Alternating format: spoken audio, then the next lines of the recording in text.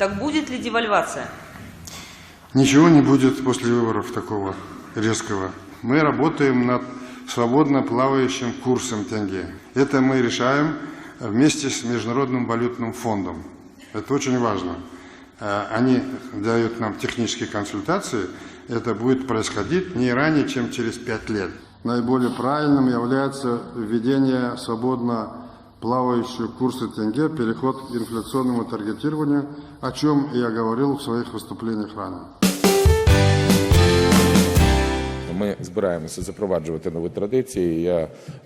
Як я і обіцяв, поставив питання про продаж активів одразу ж після набуття посади президента. Але я не буду, замість того, щоб займатися своїми президентськими зобов'язаннями, бігати по світу і шукати покупців. Я цього року підписав договір,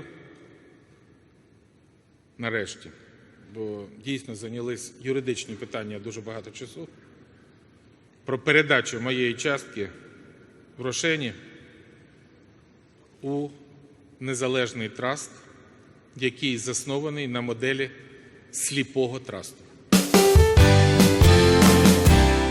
Мы пока не достигли подавляющего большинства среди населения, которое бы поддерживало это предложение правительства о повышении пенсионного возраста.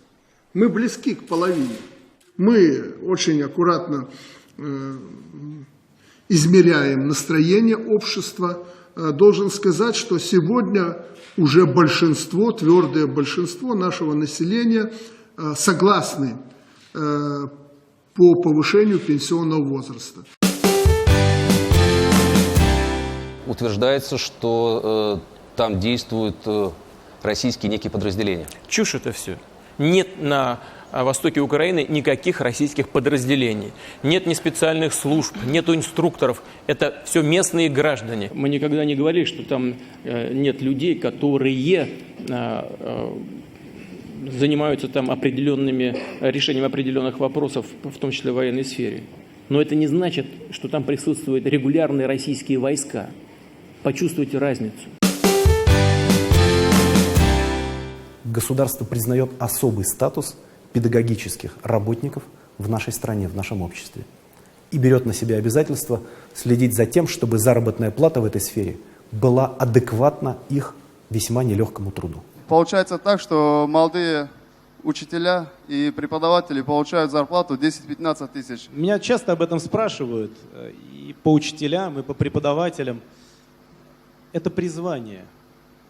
А если хочется деньги зарабатывать, есть масса прекрасных мест, где это можно сделать быстрее и лучше. Тот же самый бизнес. Но вы же не пошли в бизнес, как я понимаю. Ну вот.